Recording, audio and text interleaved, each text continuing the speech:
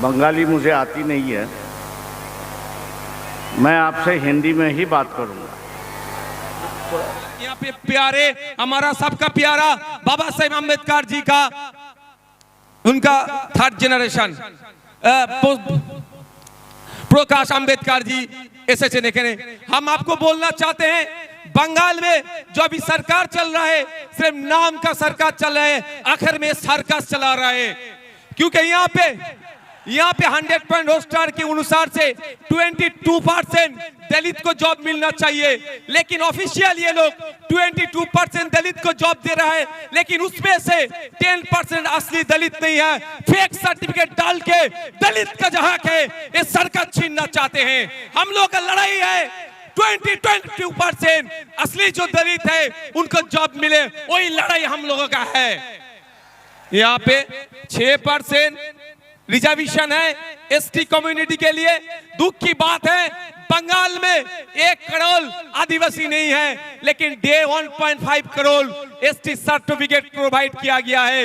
इसका मतलब यही होता है जे 6% जो है, जब उसमें से असली जो जो आदिवासी है उनको नहीं मिल रहा है, उसको छोड़ के जो नॉन आदिवासी है, जो आदिवासी के जो संरक्षण है, जो रिजर्वेशन है, उसमें से वो लोग खा जा रहे हैं। तो हमारा मोर्चा इस दिन आज यहाँ से ऐलान करना चाहते हैं, अगर हम लोग सत्ते में आएंगे 22% जो दलित के लिए जॉब है रिजर्वेशन उनको सही से मिलेगा, 6% जो आदिवासी के हैं वो मिलेगा। साथ में रंगनाथ मिश्रा जी का जो कमीशन है बैकवर्ड क्लास का, जो माइनॉरिटी मुस्लिम है उनका जो 10% देने के लिए बोला है, हम लोग देंगे।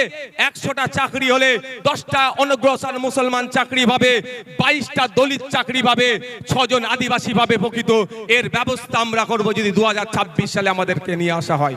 मंच पे है, उनको लेके वही लड़ाई आज का हिंदुस्तान करेगा, ये हम लोग वादा करते हैं। मैं आप सभी की माफ़ी चाहूँगा, बंगाली मुझे आती नहीं है, मैं आपसे हिंदी में ही बात करूँगा। बाजाए इंडियन सेक्युलर फ्रंट के चेयरमैन और एमएलए नौशाद सिद्दीकी जी, सम्मानित मंच, उपस्थित सभी भाइयों बहनों और प्रेस के पत्रकारगण, आज का जो दौर है ये दौर मैं मान के चलता हूं कि एक चैलेंज का दौर है।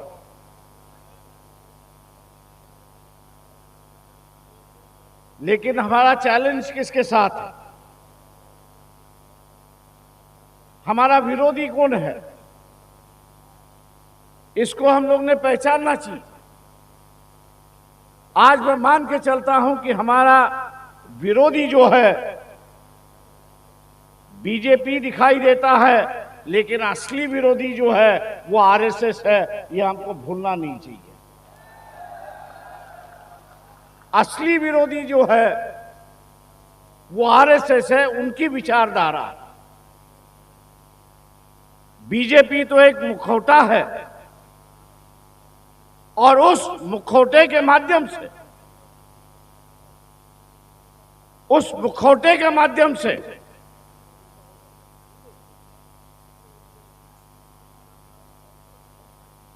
इस मुखौटे के माध्यम से राज्यों की और केंद्र की सरकारें अपने कब्जे में ईवीएम के माध्यम से ले रहे हैं। ये ईवीएम जब तक हम लोग हटाते नहीं, ये ईवीएम जब तक हम लोग हटाते नहीं, तब तक ये लड़ाई कठिन है, ऐसा मैं मान के चलता हूं। और हम लोग को सतर्क रहना चाहिए, ऐसा मैं मानता हूं। एक बीच में जो है हम लोग ने एक जुलूस निकाला था, उस जुलूस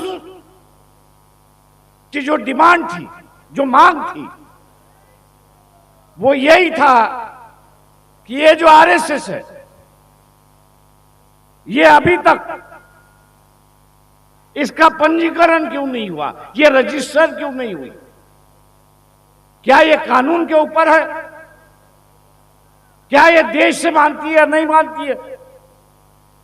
एक बवाल हम लोग ने खड़ा किया है और मैं मान के चलता हूं कि वेस्ट बंगाल में भी आप अगर इस इशू को उठाएंगे कि छोटी छोटी संस्थाएं हैं वो अपने आप को पंजीकरण करती है, रजिस्टर करती है, लेकिन आरएसएस क्यों नहीं करती? सवाल यह है कि ये अपने आप को बताना चाहते हैं कि हम संविधान के ऊपर हैं, हम इस संविधान को नहीं मानते और इसलिए उनका नारा है कि पूरी सत्ता अगर आई तो हम इस देश का संविधान बदलते रहेंगे। ये एक सबसे बड़ा चैलेंज है, ऐसा मैं मान के चलता हूं। ये उनकी जो शपथ है 1950 में जब संविधान स्वीकारा गया तब उन्होंने ली थी। इस देश में 14 अगस्त पाकिस्तान का स्वतंत्र दिन है, 15 अगस्त जो है वो भारत का स्वतंत्र दिन है। आरएसएस ने 14 अगस्त की दिन होली मनाई थी और 15 अगस्त के दिन इन्होंने काला दिन करके माना था। ये इनका इतिहास है। भैया आपने ये काला दिन क्यों माना? इस देश पे जो प्रथा हुई कि देश का स्वतंत्र दिन काला दिन मनाने की जो परंपरा आई, वो परंपरा आरएसएस से शुरुआत होती है। ये हम लोग को ध्यान में रखना चाहिए। दोस्तों, आदिवासी समुदाय से मैं कहूंगा कि 70 साल हुए, आजादी के 70 साल हुए, लेकिन 70 सालों में जो बाबा साहब ने कहा था कि आदिवासियों को हिंदू कानून लागू नहीं होगा क्योंकि उनकी परंपरा जो है, उनकी नीति जो है, उनका कल्चर जो है वो अलग है और इसलिए एक अलग से आदिवासियों के लिए कानून होना चाहिए। जितने भी आदिवासी नेता बैठे हुए हैं मैं उनसे आग्रह करता हूं, जितने भी आदिवासी नेता है उनसे आग्रह करता हूं कि इस देश में अंदर आपको अगर बिरसा मुंडा की तरह, इस देश के अंदर बिरसा मुंडा की तरह अगर आपकी पहचान बनानी है, अलग से एक पहचान बनानी है, तो आपको आदिवासियों का सम्मेलन लेकर, आदिवासियों का सम्मेलन लेकर यह मांग करनी होगी कि 70 साल के बाद भी जो कानून आदिवासियों के लिए बना नहीं है वो इस देश में बनना चाहिए और उसकी हम लोग मांग यहां पर करते हैं।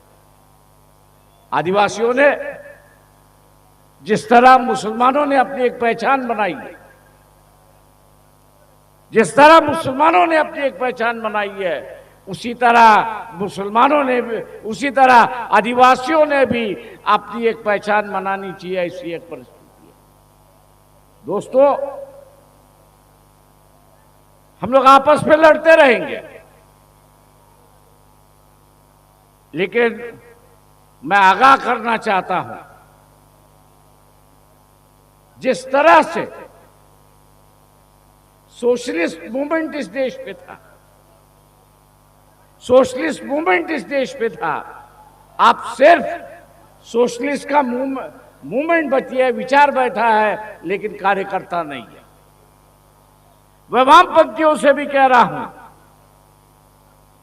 मैं वामपंथियों से भी कह रहा हूं, एक जमाने में उनका संगठन था, देश भर में उनका संगठन था, लेकिन फिलहाल वामपंथी सिर्फ 2 ही राज्यों तक सीमित रह चुके हैं। एक केरला और एक वेस्ट बंगाल, ये 2 ही राज्यों तक सीमित बैठे हैं। मैं उनसे आग्रह करता हूं कि आज देश की हालत को देखते हुए अगर लेफ्ट विचारधारा बचाना चाहते हो, इसका विकास करना चाहते हो, तो समझौते की राजनीति के लिए तैयार हो जाओ, वरना दूसरे राज्यों से जैसे अब मिट गए वैसे यहां से भी मिटना अपना शुरुआत हो जाएगा। मैं एक लॉस मानता हूं उसको। मैं इसको जो है लॉस मानता हूं। ये एक बहुत भारी नुकसान होगा देश को अगर वामपंथियों की ताकत अगर कम होती है। अगर वामपंथियों की ताकत अगर कम होती है तो ये देश का सबसे बड़ा नुकसान होगा। और इसलिए वामपंथी नेताओं से मैं अपील करता हूं कि नजाकत को देखिए, वक्त को देखिए और वक्त के मुताबिक चलना आप सीखिए। दलितों ने अपनी आइडेंटिटी जो है वो बरकरार रखी है। कई बार उस पर हमला हुए, मिटाने की कोशिश हुई, लेकिन राज्यों में अंदर दलितों ने अपनी एक आइडेंटिटी बरकरार रखी है। मैं अब उनसे कह रहा हूं कि बाबा साहब ने संविधान के माध्यम से इस देश के अंदर जो आर्थिक उत्पीड़न था, आर्थिक लूटमार थी, उसको रोकने के लिए बाबा साहब ने प्राइवेटाइजेशन को विरोध किया था और पब्लिक सेक्टर को बढ़ावा दिया था। प्राइवेट सेक्टर को विरोध किया था और पब्लिक सेक्टर को उन्होंने समर्थन किया था। आज इस देश के अंदर चाहे वो कांग्रेस हो सेंटर में थी तब, या बीजेपी हो अब है, ये प्राइवेटाइजेशन की ओर वहां पर बढ़ रहे हैं। प्राइवेटाइजेशन की ओर बढ़ना, इसका मतलब अपनी आर्थिक आजादी खोना है। प्राइवेटाइजेशन जैसे जैसे बढ़ता जाएगा वैसे वैसे यहां के दबे कुचले हुए आदिवासी, दलित, ओबीसी, इनकी जो है आर्थिक इंडिपेंडेंस जो है, स्वतंत्रता जो है वो खत्म हो जाएगी और दोबारा हम लोग कैदी बनाने के लिए तैयार हो जाएंगे। ऐसी परिस्थिति है और इसलिए दलितों का मुझसे कहना है कि आप अपनी पहचान बनाइए, जो बनी है उसको दोबारा उभारिए, एक अलग से सम्मेलन आप कर लीजिए और उस सम्मेलन में कहिए कि हम प्राइवेटाइजेशन के खिलाफ है, क्योंकि प्राइवेटाइजेशन ने इस देश को ऐसे कतार पर खड़ा कर दिया है, इस देश पे ऐसे कतार यहां पे खड़ा किया है कि हम लोग 6 महीने के अंदर अर्थव्यवस्था जो है वो लड़खड़ाती दिखाई देगी देश की। 6 महीने के अंदर इस देश की अर्थव्यवस्था जो है वो लड़खड़ाती देखने मिलेगी। ऐसी एक परिस्थिति है। मित्रों, आप पर काफी बड़ी जिम्मेदारी है। एसआरए के माध्यम से करीब 1.5 करोड़ वोटर जो है वो निकाले जाएंगे। 1.5 करोड़ वोटर जो है वो निकाला जाएगा और 1 करोड़ फर्जी वोटर उसमें ऐड किया जाएगा। ये साजिश है, ये इलेक्शन कमीशन के माध्यम से साजिश। इस साजिश को आपको रोकना होगा और इस साजिश को अगर आपको रोकना है तो जो आरएसएस के खिलाफ है उसको बंद बनाना होगा। उसको अपने विचार तय करने होंगे, मन बनाना होगा कि जिस दिन वोटिंग होगा उस दिन पूरी ताकत से हर एक वोट आरएसएस के खिलाफ जाएगा और जो गठबंधन SFI होगा उसके साथ हम लोग रहेंगे। ये उम्मीद मैं आप लोगों से यहाँ पे करता हूं और उम्मीद करता हूं कि नजदीक में चुनाव है। बंगाल की जनता से मैं उम्मीद करता हूं कि लेफ्ट ओरिएंटेड स्टेट है, आप इस स्टेट को RSS और BJP का अड्डा होने से बचा दीजिए। RSS और BJP का वेस्ट बंगाल को अड्डा होने से बचा दीजिए, वरना ये क्या करेंगे पता नहीं। और इसलिए दोस्तों, परिस्थिति जो है बेकाबू होते जा रही है देश की। जिम्मेदारी राजनीतिक दलों पर है, मैं मान के चलता हूं, लेकिन आपका साथ और सहकार्य जब तक मिलता नहीं, तब तक ये बेकाबू हुई परिस्थिति को हम लोग काबू नहीं कर सकते। ऐसी एक परिस्थिति मैं मुसलमानों से ये कहूंगा कि ये जो संविधान है, ये अमन पर संविधान है। यहां मुसलमानों को सत्ता में जाने की इजाजत है और अपना धर्म निभाने की भी इजाजत। कोई रोक नहीं है, कोई ठोक नहीं है। इसलिए मुसलमान अगर इकट्ठा होकर ये RSS से पूछता है कि भैया क्या वजह है कि आप ये संविधान बदलते हो, आप इकट्ठा होकर, मुसलमान अगर इकट्ठा होकर ये अगर पूछेगा RSS से, भैया इस संविधान में क्या कमी है ये बताओ, आप ये संविधान बदलना क्यों चाहते हो, तो RSS को जवाब देना होगा कि वो क्यों बदल रहे। मैं उम्मीद मुसलमानों से करता हूं कि वो इस सवाल को उठाएंगे और एक लंबी चर्चा इस देश में शुरुआत करेंगे और संविधान को हम लोग बचाएंगे।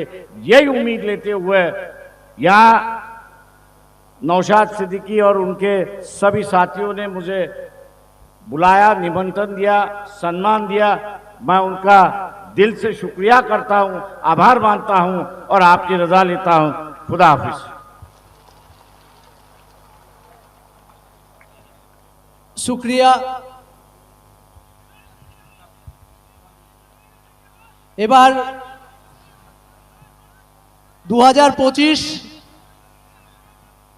21শে জানুয়ারি যেই মঞ্চে রাজ্য সরকার, একটা সম্পূর্ণ সরকার শাসক দল মমতা ব্যানার্জি যাকে আটকে দেওয়ার জন্য সর্বশক্তি ব্যবহার করেছিল, কিন্তু সালটা পাল্টে গেছে। এখন আমরা দাঁড়িয়ে আছি 2026-এর 21শে জানুয়ারি, শহীদ মিনারকে সামনে দাঁড়িয়ে রেখে যাকে হাজির করাবো আমরা বলেছিলাম, তাকে আজকে কলকাতার মাটিতে হাজির করেছি, মঞ্চে দাঁড় করিয়ে রেখেছি।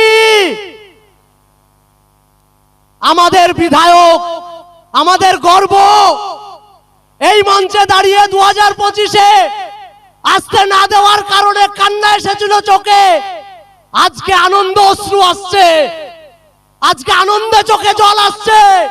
আপনি পারেননি মমতা ব্যানার্জি আটকে রাখতে, 2026-এও আটকে রাখতে পারবেন না। চ্যালেঞ্জ থাকলো এই সভামঞ্চ থেকে, নওশাদ সিদ্দিকী বাংলার মানুষের মনে বাস করে, নবাবের রাজত্ব হৃদয় সিংহাসনে। এবার সেই পীরজাদা নওশাদ সিদ্দিকী মহাশয়কে আমরা বরণ করে নেব।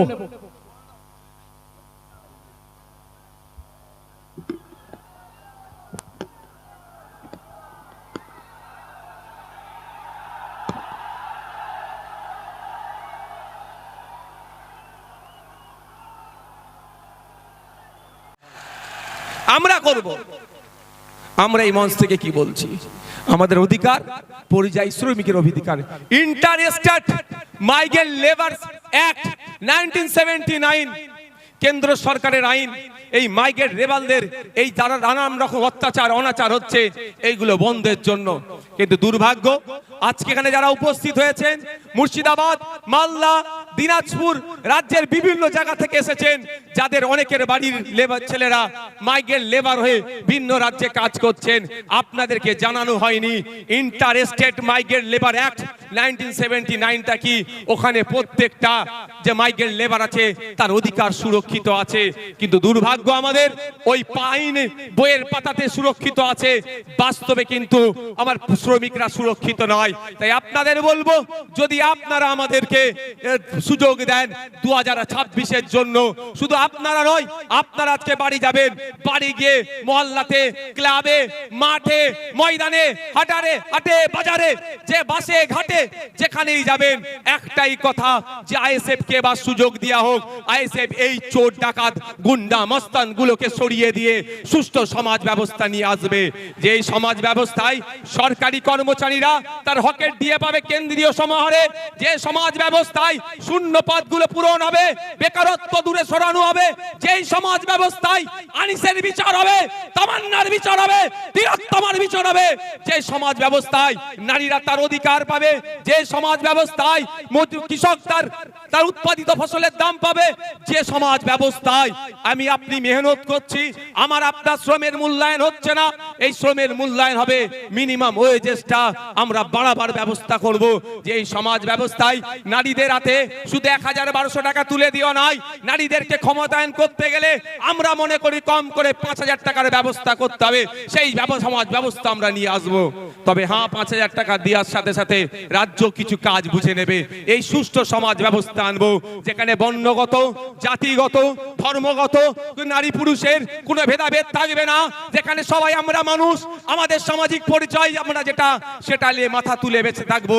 সেই সমাজ ব্যবস্থা নিয়ে আসবো।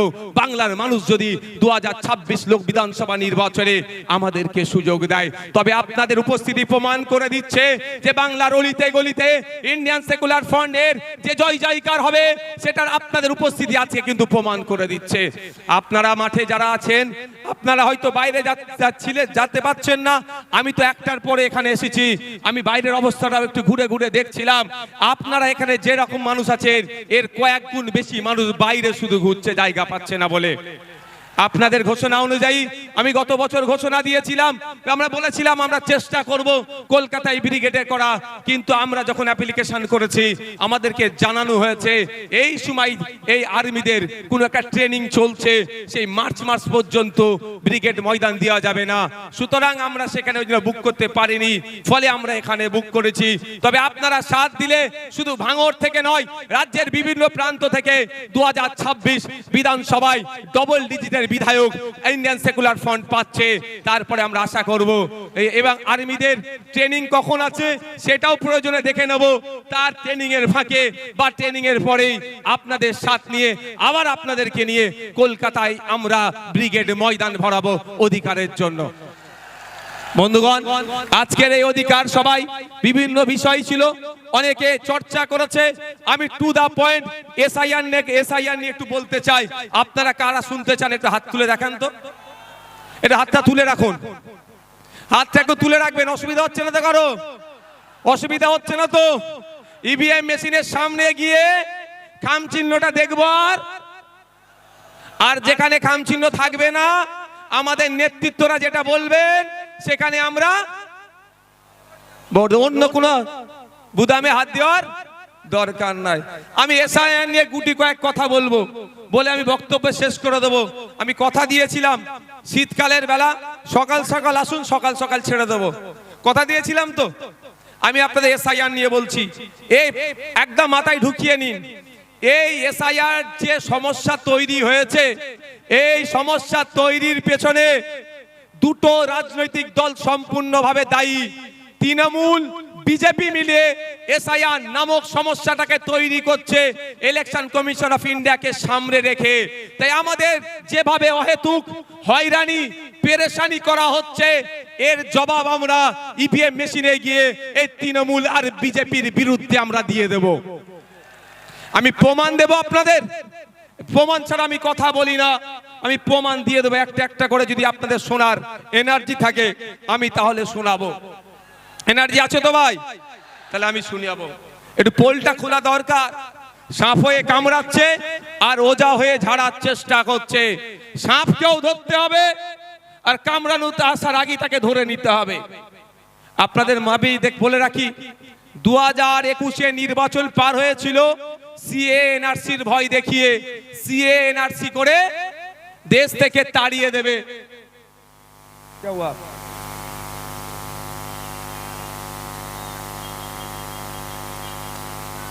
সংগ্রামী যৌথ মঞ্চে যে মঞ্চ আছে তার উপরে ছেলেরা উঠে গেছে, না ভাইয়া ভাই, এই উপরে যারা উঠেছে না ভাই যাও, একদম একদম নেমে যাও, এটা অনৈতিক কাজ, নেমে পড়ো চাল থেকে। শোনেন ভাই, এদিকে দেখান, 2021 সালে নির্বাচন কি দেখিয়ে পার হয়েছিল? বিজেপি বলেছিল এসআইআর করে তাড়িয়ে দেবো, এই বিজেপি বলেছে এনআরসি সিএ করে তাড়িয়ে দেবো। আর মমতা ব্যানার্জির দলেরা কি বলেছিল? যে তাড়াতে পারবে না, আমরা আছি। এখন বলুন, এই 2026-এ নির্বাচন আসছে, এসআইআর করে ভোটাধিকার কেড়ে নেবো গল্প শোনাচ্ছে শুভেন্দু অধিকারী, আর মমতা ব্যানার্জি ফিক ফিক করে এসে বলছে আমি থাকতে এসআইআর হতে দেব না। অলরেডি কাগজ নিয়ে আপনাকে আমাকে ছুটাছুটি করতে হচ্ছে, আমার নামও নোটিশ এসে গিয়েছে। নোবেল জয়ী বিখ্যাত মানুষ অমর্ত্য সেন্সারের নামেও অপদার্থ কমিশন নোটিশ পাঠিয়েছে এই বিজেপি তৃণমূলের পাল্লায় পড়ে। শুধু তাই নয়, স্বাধীনতা সংগ্রামী, মুক্তিযোদ্ধা, বীর, ভারতবর্ষের অন্যতম শ্রেষ্ঠ আইকনিক ব্যক্তি, তার নাম নেতাজি সুভাষচন্দ্র বোস, নেতাজি সুভাষচন্দ্র স্যারের পরিবারকেও এই নোটিশ পাঠিয়েছে। তাই আপনাদের বলবো, 2026-এর বৈতরণী পার করার জন্য তৃণমূল আর বিজেপি এসআইআর নামক এই সমস্যাটার অবতরণ করেছে। তাই আপনাদের বলবো, এই সমস্যাতে অহেতুক হয়রানি করার চেষ্টা হচ্ছে, তবে আপনি আতঙ্কিত হবেন না।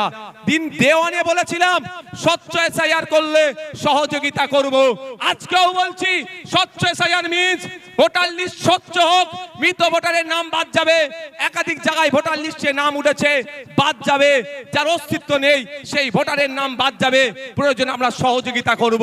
কিন্তু স্বচ্ছতার নামে নির্বাচন কমিশন যে অহেতুক হয়রানি করছে, এর জবাব দেওয়ার জন্য প্রশ্ন করেছিলাম আমরা নির্বাচন কমিশনে। শুধু তাই নয়, আপনাদের এই নওশাদ সিদ্দিকী কামচিহ্ন নেতা সুপ্রিম কোর্টে গিয়ে আপনাদের জন্য মামলা করেছে।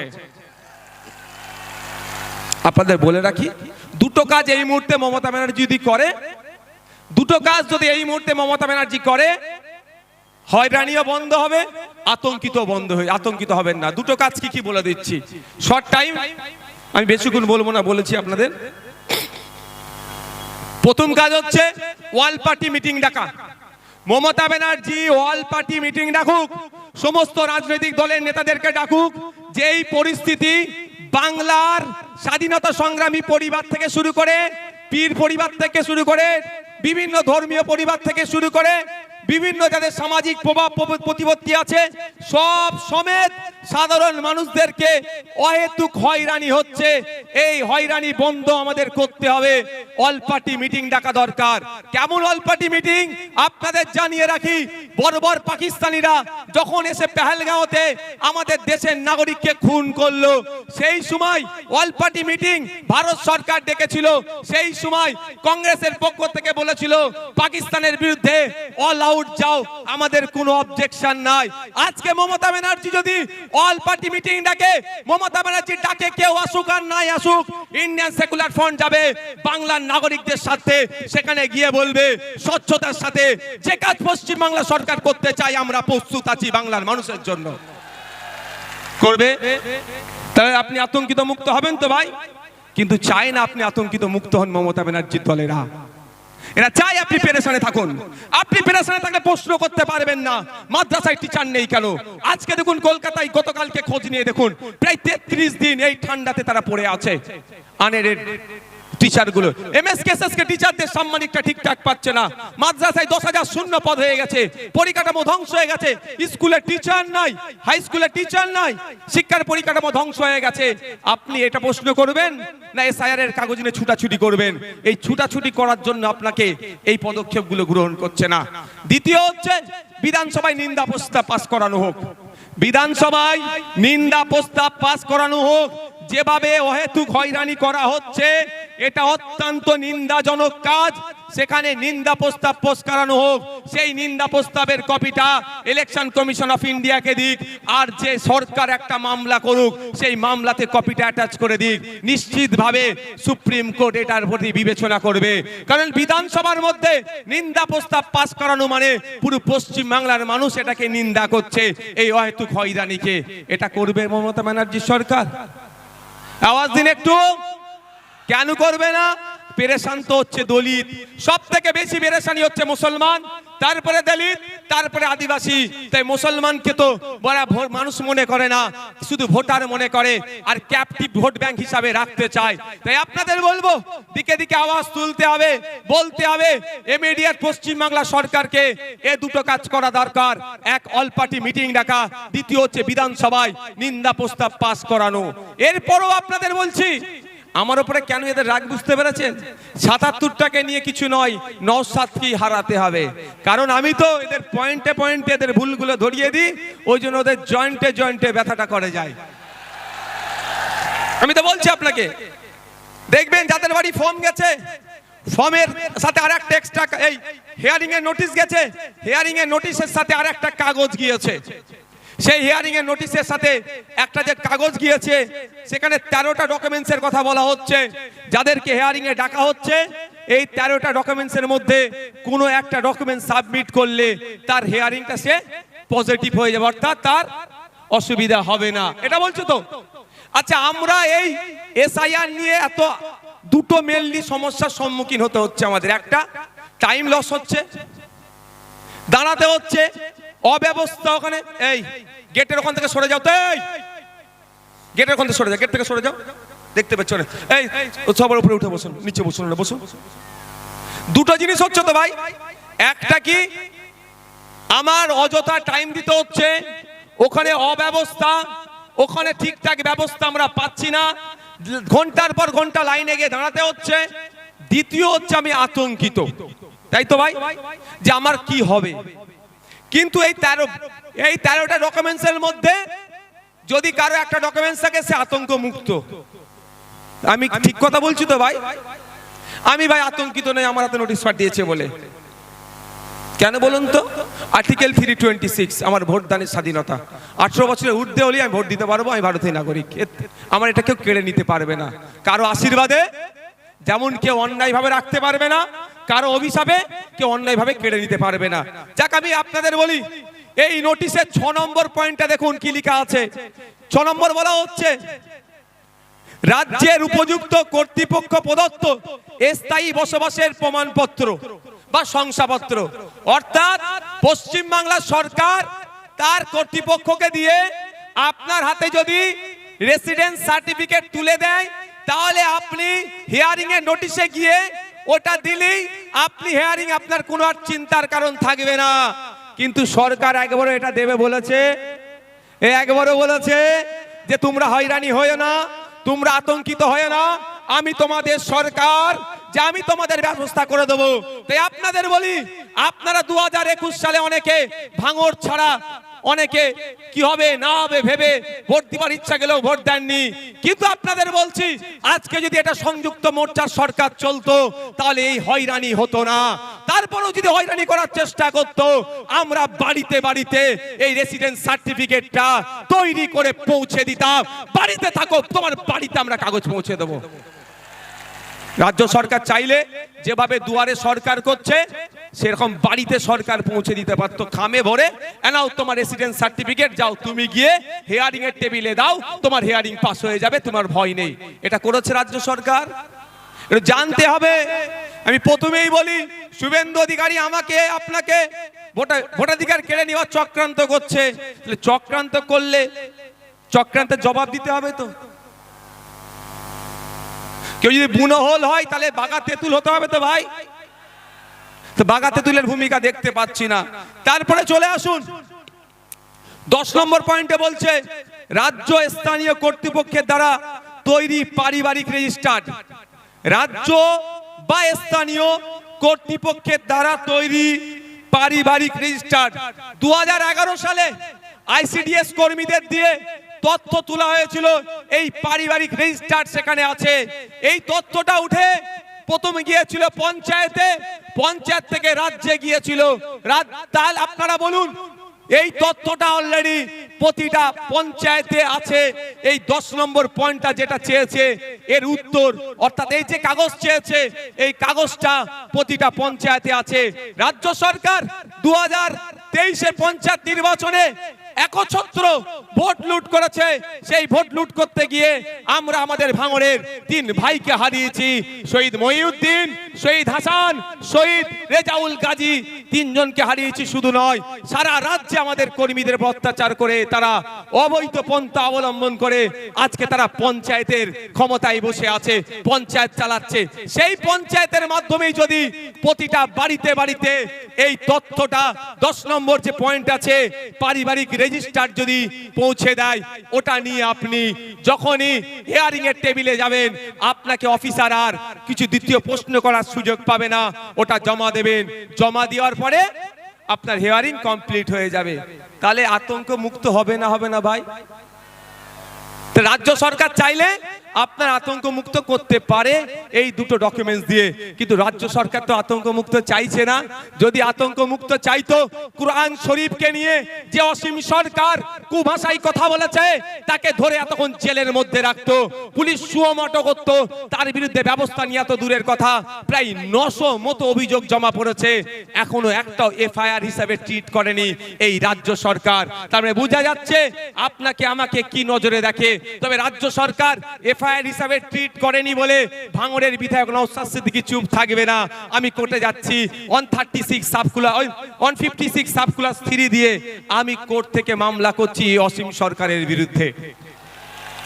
কিন্তু প্রশ্ন এটা, আপনারা বাংলার মানুষ, সংখ্যাগরিষ্ঠ মানুষ ভোট দিয়ে সরকার তৈরি করলো, আবার সংখ্যাগরিষ্ঠ মানুষকে রাস্তায় নামতে হবে কেন আমার এসআইআর এর বাঁচানোর জন্য? তাহলে সরকারের কাজটা কি? আমি সরকার তৈরি করেছি, আমার বিপদে আপদে, আমার সুবিধা অসুবিধাতে আমার পাশে থাকবে, তার পরিবর্তে আমাকে আরো ঠেলে দিচ্ছে বিপদের দিকে। তাই আপনাদের বলবো, আসলেই কি তৃণমূল কংগ্রেস এসআইআর থেকে আপনাদের নিস্তার দেবে মনে হচ্ছে? ওয়াকাফ খেয়েছে জানেন তো নাকি? ওয়াকাফটা যেমন আমি আছি হবে না, আমি থাকতে হবে না, আমি থাকতে হবে না, আমি থাকতে হবে না, টুক করে রাত্রে কি বললো? ওয়াকাফ মেনে নিল, এটাও মিলিয়ে নেবেন। এসআইআর উনি বেঁচে থাকতে হবেন না বলছেন, বলতে বলতে শেষ দিন আপনাকে তো ডুবিয়ে দিতে পারে। তাই বলছি আপনাদের, আপনার লড়াই আপনাকে লড়ে নিতে হবে, আমার লড়াই আমাদেরকে লড়ে নিতে হবে। তাই ওদের কথা, মমতা ব্যানার্জির কথাই ভরসা করে লাভ হবে না, আমাদেরকে আওয়াজ তুলতে হবে যে ইমিডিয়েট যে পঞ্চায়েতে পারিবারিক রেজিস্টার যে সার্টিফিকেট আছে সেইগুলো যাদের নামে হিয়ারিং এসছে, তাই হিয়ারিং এর অলরেডি সুপ্রিম কোর্ট অর্ডার দিয়েছে, যাদেরকে হিয়ারিং ইস্যু করা হচ্ছে তাদের লিস্ট কি করো, পাবলিশ করো। সেই লিস্ট দেখে দেখে পঞ্চায়েতেই পাবলিশ করার কথা বলা হয়েছে, প্রতিটা পঞ্চায়েতে সেই লিস্ট দেখে পাবলিশ করে আমাকে পাবলিশ যেটা হবে আমার বাড়িতে কাগজ পৌঁছে দেওয়া হোক। এই আওয়াজটা আমরা তুলবো তো নাকি গো? তুলতে হবে তো নাকি? ঝিম মেরে গেলে হবে? আর 5 মিনিট বলবো, অসুবিধা আছে? এনার্জি আছে? কাদের এনার্জি আছে আর একবার দেখি তো। এনার্জি আছে তো? এনার্জি আছে তো? ফুল এনার্জি আছে? আর 5 মিনিট বলবো। মমতা ব্যানার্জি এই মুহূর্তে পশ্চিম বাংলার মুসলমানদেরকে সবথেকে বড় যে অভিশাপটা দিয়েছে তার নাম হচ্ছে ওবিসি নতুন সার্টিফিকেট।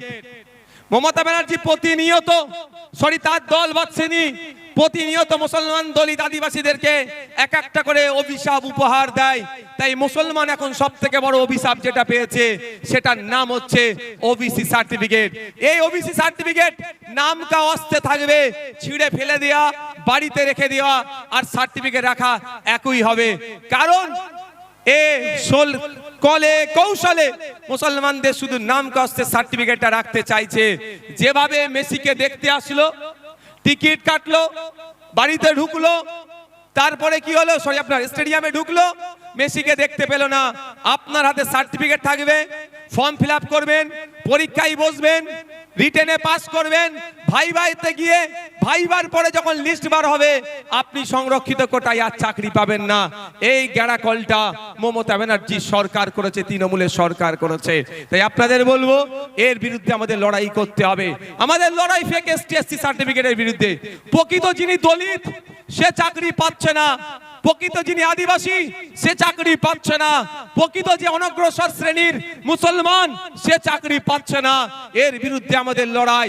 যারা প্রকৃত অর্থে চাকরির প্রয়োজন, উচ্চ শিক্ষায় সংরক্ষণের প্রয়োজন, তাদেরকে ক্ষমতায় নিয়ে আসতে হবে। তাই আপনাদের বার্তা দিচ্ছি, আপনারা যদি আমাদের সুযোগ দেন আমরা নিয়ে আসবো। তবে একটা কথা বলি, মমতা ব্যানার্জির বিশ্বাস হচ্ছে না আমার তিনি এসআইআর এর বিরুদ্ধে সত্যিকারের লড়াই করবেন।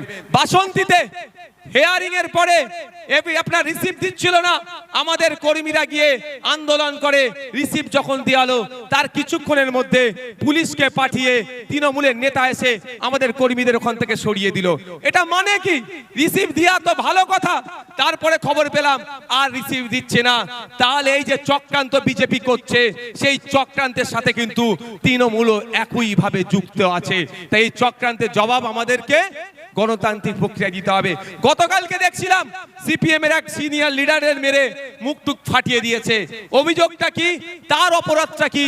যে এসআইআর এর নামে যে অহেতুক নাগরিক হয়রানি হচ্ছে এর বন্ধের জন্য ডেপুটেশন দিতে গিয়েছিল। তাহলে নাগরিক হয়রানি বন্ধের জন্য ডেপুটেশন দিলে যদি অহেতুক পেরেশানি করে, এই তৃণমূল যদি আক্রমণ করে, প্রকৃত অর্থে তৃণমূল কি এর বিরুদ্ধে আছে? আজকের প্রোগ্রাম আমরা এবার একদম শেষের দিকে এসেছি, আমরা শেষ করব। শেষ করতে আগে আপনারা আস্তে আস্তে বিদায় নেন, যেতে যেতে মাইকের আওয়াজ পাবেন।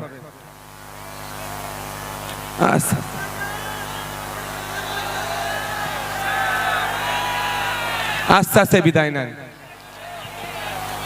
যেতে যেতে আমি তিনটে কথা বলবো, আপনারা মাথায় রাখতে রাখতে যাবেন।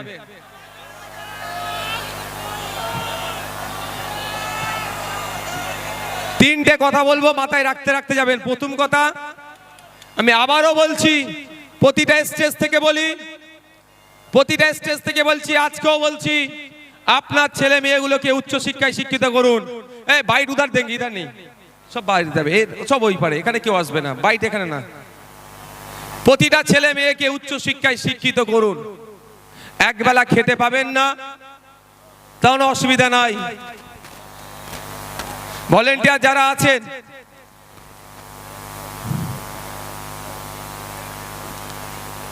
উচ্চ শিক্ষায় শিক্ষিত করুন। দ্বিতীয় কথা, ভাই শুনো না, এর মধ্যে কোনো ইন্টারভিউ দেবো না দাদা আমার। দ্বিতীয় কথা, রাজনৈতিক সৌজন্যতা বজায় রাখবেন। রাজনীতির জন্য মারামারি হানাহানিতে জড়াবেন না। তৃতীয় কথা, ল অ্যান্ড অর্ডার হাতে তুলে নেবেন না। Law and order situation create হোক এই কাজ করবেন না। প্রশাসনকে আপনারা সহযোগিতা করবেন। আর একটা কথা বলবো, আপনারা কি শুনতে প্রস্তুত আছেন? একটু হাত তুলুন তো যারা শুনবেন। একটা চ্যালেঞ্জ এখান থেকে দিয়ে রাখছি, তৃণমূলের বন্ধুরা আইএসএফ এর সাথে রাজনৈতিক ভাবে পেরে উঠতে পারছে না। আইএসএফ এর বিশ্বজিৎ দা, শামসুর আলী মল্লিক, তাপস দা, নাসিরউদ্দিন মীর সাহেব থেকে শুরু করে, লক্ষ্মীকান্ত হাসদা থেকে শুরু করে, কুতুব ভাই থেকে শুরু করে, আর জামির ভাই থেকে শুরু করে, সাবির দা থেকে শুরু করে, যে নেতৃত্ব আছে এবং বুথ লেভেল পর্যন্ত যে নেতৃত্বরা আছে, তাদের সাথে যুক্তি তর্কে পেরে উঠতে পারছে না। তারা বলছে যে ভোট কেটে নাকি বিজেপির সুবিধা হবে। আজকের এই শহীদ মিনার ময়দান থেকে তৃণমূলের সুপ্রিমোকে চ্যালেঞ্জ দিচ্ছি, একটা এগ্রিমেন্ট হোক, যে এগ্রিমেন্টে পীরজাদা আব্বাস সিদ্দিকী আইএসএফ এর প্রতিষ্ঠাতা সই করবে, আর তৃণমূলের প্রতিষ্ঠাতা সম্মানীয় মাননীয় মমতা ব্যানার্জি সই করবেন। সেখানে আব্বাস ভাইজান লিখবেন, আইএসএফ যেখানে যেখানে প্রার্থী দেবে, ভোট কেটে যদি বিজেপি আসে তার দায়ভার আইএসএফ নেবে, তৃণমূল যা শাস্তি দেবে মাথা পেতে মেনে নেবে। আর এগ্রিমেন্ট পেপারে মমতা ব্যানার্জিকে লিখে সই করতে হবে, তৃণমূল যেখানে যেখানে প্রার্থী দেবে, ভোট কেটে যদি বিজেপি আসে তার দায়ভার তৃণমূলের উপরে বর্তাবে, আর আইএসএফ যা শাস্তি দেবে গণতান্ত্রিক প্রক্রিয়ায় তৃণমূলকে মেনে নিতে হবে। এই চ্যালেঞ্জটা আজকে শহীদ মিনার ময়দান থেকে দিয়ে রাখলাম। তাহলে বোঝা যাবে বিজেপিকে আটকানোর জন্য কে কারা ফোরফ্রন্টে এসে এগিয়ে এসে লড়াই করছে। আমরা আদর্শগত বিজেপি এবং আরএসএস এর বিরুদ্ধে আমাদের পূর্বেকার বক্তা শ্রদ্ধেয় সম্মানীয় বাবা সাহেব আম্বেদকরের নাতি যে কথা বলেছেন, একদম আমরা আদর্শগতভাবে বিজেপি আরএসএস এর বিরুদ্ধে গণতান্ত্রিক প্রক্রিয়া আমরা লড়াই সংগ্রাম জারি রাখবো। কিন্তু বাংলাতে এই বিজেপিকে যারা জায়গা করে দিচ্ছে, যেই তৃণমূল ফ্রন্টে এসে লড়াই করছে, তাদের বিরুদ্ধেও কোনো অংশে লড়াই জারি কম আমরা রাখবো না। ধন্যবাদ সকলকে। আস্তে আস্তে বিদায় নিন আপনারা। অনুরোধ করব যেভাবে শৃঙ্খলার সাথে আপনারা এসেছেন একইভাবে শৃঙ্খলার সাথে আপনারা যাবেন। প্রশাসনের বন্ধুরা আপনাদেরকে যেভাবে আসার পথে সহযোগিতা করেছে, যাওয়ার পথে ট্রাফিক থেকে সমস্ত বিষয় সহযোগিতা করবে। তাদের দেখানো ট্রাফিকিং যে ট্রাফিক যারা তারা যা মেনটেন করছে যেভাবে, সেই রকম ভাবে আপনারা যাবেন। আমি ধন্যবাদ জানাই আজকের এই মহতি অধিকার মহাসভায় যারা উপস্থিত হয়েছেন তাদের প্রত্যেককে ধন্যবাদ জানাই। এই মাঠটা আর্মিদের কর্তৃপক্ষকে যারা আমাদেরকে ব্যবহারের জন্য দিয়েছে ধন্যবাদ জানাই। কলকাতা পুলিশের এবং রাজ্য প্রশাসনকে যারা আমাদেরকে তারা ল অ্যান্ড অর্ডার যারা দেখে তারা আমাদেরকে সহযোগিতা করেছে ধন্যবাদ জানাই।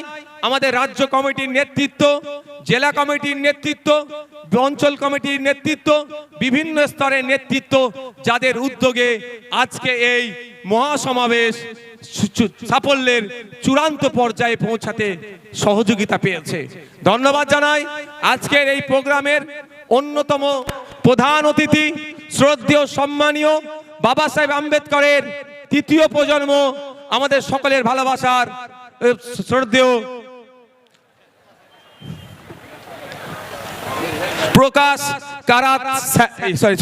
প্রকাশ আম্বেদকর মহাশয়কে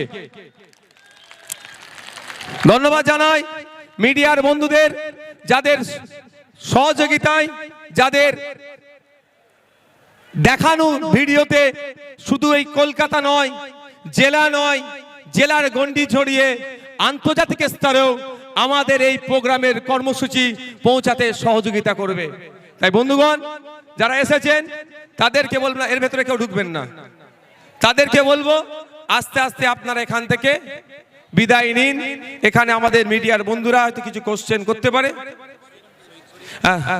আচ্ছা, আরো ধন্যবাদ জানাই ভাঙড় থেকে আমাদের যারা পঞ্চায়েত নির্বাচনে আমাদের ভাইরা আমাদের দলের জন্য জীবন উৎসর্গ করেছে, সেই পরিবারের লোকজন এসছে ধন্যবাদ জানাই। আফরাজুলের নাম আপনারা সবাই শুনেছেন, গুজরাটে কিভাবে তারপরে রাজস্থানে কিভাবে তারপরে নৃশংস হত্যা করে তাকে খুন করেছিল, তার পরিবারের আছে। আমি সত্যি একটা কথা আপনাদের বলি, রাজ্য সরকার চলছে না, এটা সরকার নয়, এটা সার্কাস চলছে। ৬,০০০ টাকার মাইনে নাকি সরকারি কর্মচারী, আজকের ডেটে সরকারি কর্মচারী ৬,০০০ টাকার মাইনে আছে। আমার আফরাজুলের মেয়েকে দিয়ে করাচ্ছে, মানে বুঝতে পারছেন কি দ্বিচারিতা করছে।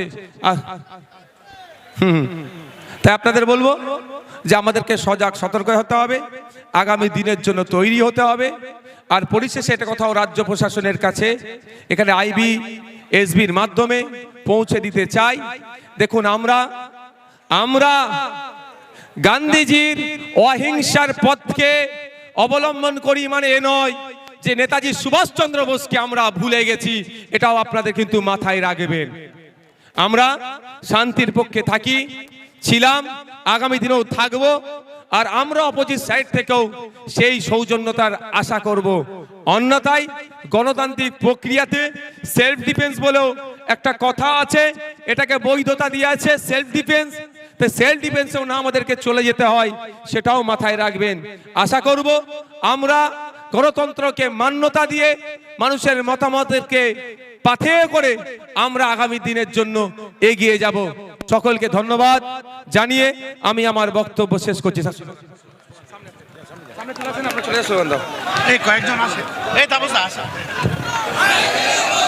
इनकलाब इनकलाब इनकलाबी जिंदाबाद, इनकलाब जिंदाबाद, इनकलाब जिंदाबाद, आईएसएफ जिंदाबाद।